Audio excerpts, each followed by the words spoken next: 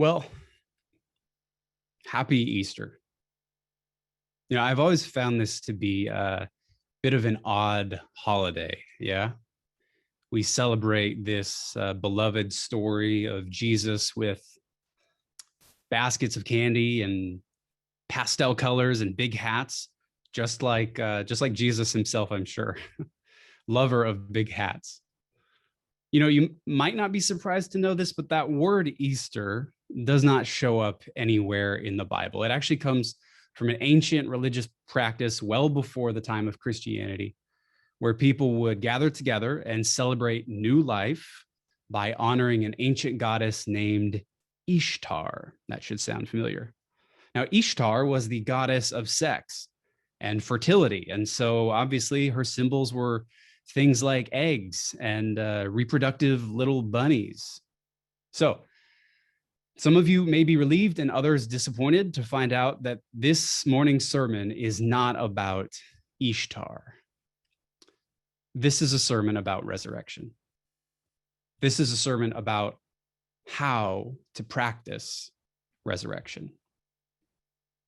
When I was in high school, I made the courageous decision to sign up for our cross country team. Yes, I know I'm a brave person. If you don't know what cross country is, it's basically just running long distances. And this was a problem for me for two reasons. One, I had never really run before. It seemed like a thing I probably should have spent some time doing before signing up for cross country. But two, I had asthma. I have asthma. I had struggled with my breathing a bit before this, but honestly, I underestimated its impact on me. And while my time in cross country was obviously short-lived, the difficulties I've had breathing in my life have been a constant. 2 years ago, I had a serious infection in my lungs, which quickly taught me how essential and precious it is to be able to breathe well. This should not surprise any of us. If you have spent any amount of time in this church, like we did this morning during our regular centering prayer, you've heard me ask you to take a deep breath. And it's not just here. This magical thing called breath or breathing is everywhere. We just forget about it. Maybe you've been in a yoga class or Pilates, or you go to a gym and you work out. Maybe you've been in physical therapy or martial arts, or maybe you yourself have signed up for cross country, you brave, courageous soul. Chances are you have been introduced at some point in your life to this most essential task at hand when our bodies are faced with some sort of crisis or anxiety or physical toll. Breathing. Several years ago, I was going through a particularly challenging season in my life, and I was meeting regularly with a mental health counselor.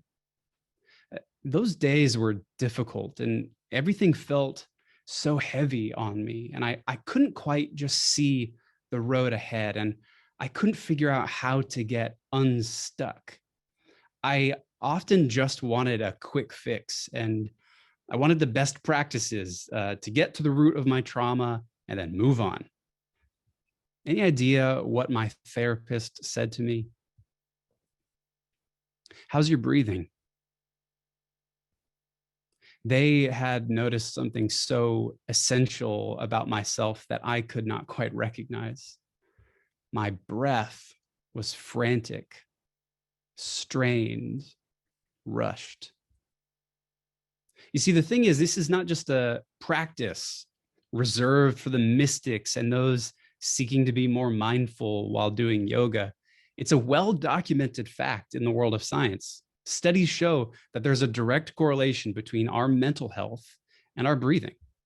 One researcher even goes as far as saying that all stress is born from those moments where we forget how to breathe properly. Studies have linked the loss of proper breathing with everything from PTSD and anxiety to your quality of sleep, appetite, memory function, and how creative you are. I have to tell you, my favorite study, though, is from a group of asthmatic children who were taught how to play wind instruments, which sounds like an amazing joke. Except the real magic here is that in learning how to play the flute, the clarinet, or the tin whistle, all of these kids learned how to breathe in a new way. And a year later, they saw a 70% reduction of their asthma symptoms. That's crazy. And by the way, the name of this hodgepodge wind instrument band of British kids, Bronchial Boogie. That's right there. That's the best part of Easter Sunday. Let me tell you a secret of the universe that has been passed down from all great religious traditions. It is so simple that we quickly and often cast it aside.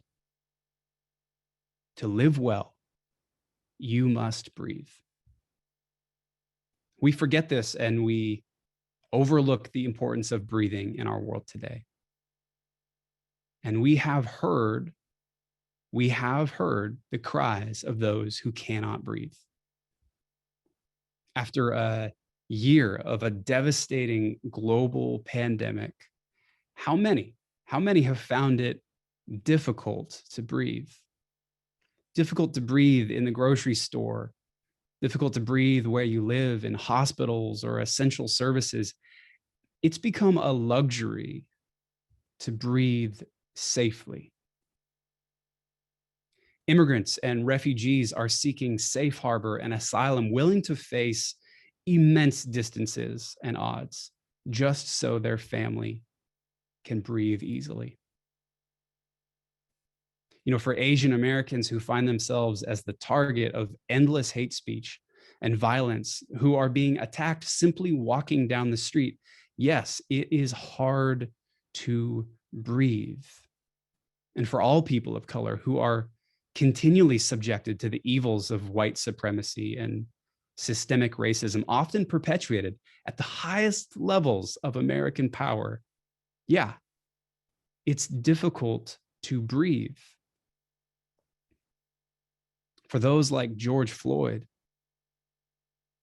Eric Garner, Manuel Ellis, and Jesus, our siblings cannot breathe.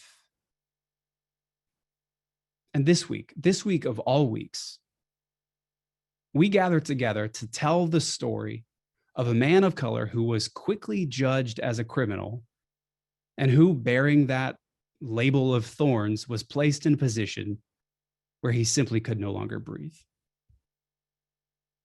You know, as Christians, we hold to this belief that because of the death of one man, all humans are invited into a new form of living, which we call resurrection. Except the problem is that not only has one man died, but men and women and trans and non-binary people continue to die. And yet we still talk about resurrection as only a future possibility rather than a present reality. In response to the deaths of so many, from Martin Luther King Jr. 53 years ago today to Breonna Taylor, if we as Christians do not practice resurrection, practice redemption, practice a new way of living together, our gospel message rings hollow. The writers of the New Testament put it this way: just as Christ was raised from the dead, so too may we walk in the newness of life. For if we have been united with Christ in a death like his, we are certainly united with Christ in a resurrection like his. Just as Jesus and countless people have died one breath at a time, so too we are called to practice resurrection one breath at a time.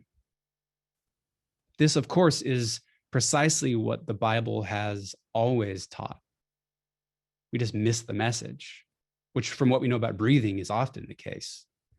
Genesis 2, God forms human beings out of dust. We're all dirt-clad people, and then breathes a breath of life into us, and they then become living beings.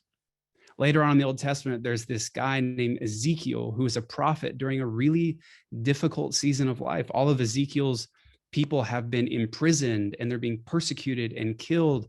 And he has this dream that he's looking upon this valley that used to be lush and full of productivity and people and creativity. And instead, all he sees is a pile of dry, weary, broken bones. And then out of nowhere comes this voice of God like a rushing gust of wind. And all Ezekiel can hear is, can these bones live again? I will breathe into them and they shall live. And then jump to where we are today. Jesus dies, breathing his last. And then one morning he appears and he is resurrected. He appears to women and then the disciples. And how does the story go that we often just forget? When it was evening on that day and all the doors were locked and the disciples were afraid of what was happening, Jesus appears to them and says, "Peace be with you. As the Creator has sent me, I now send you." And when he said this, he breathed on them, saying, "Now receive the Spirit." There's something else going on here. When I think back to struggling to breathe as a child, when I remember those moments as an adult where I've faced depression and anxiety, and when I consider the world today, whether a global pandemic or the ongoing battle for reconciliation and social justice, that ancient lesson just rings in my ears. To practice new life, you must breathe. Breathe in the awareness of those suffering in the world. Breathe out where we have been responsible for this cruelty. Breathe in a willingness to trust that as a community, we can actually work together.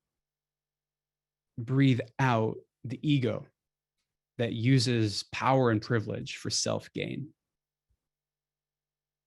Breathe in what anxiety you carry today about how to move forward. And breathe out the only way we can truly respond, moment by moment, step by step. Breathe in the opportunity to see injustices in our world and make a change. Breathe out action, new life, resurrection. You know, looking ahead in this unknown road that we face, it may seem impossible, just daunting to enter this new chapter. How will we handle it? What do we do? Where do we even begin? How do we meet without fear? How do we right the wrongs of all the injustice that surrounds us? How do we make a dent in all these things that need fixing? We find ourselves asking, will it always be like this? Can these broken bones live again? I want you to remember that simple truth. To practice new life, you must breathe. Like I said, this is a sermon about how to practice resurrection. It happens one breath at a time. Amen.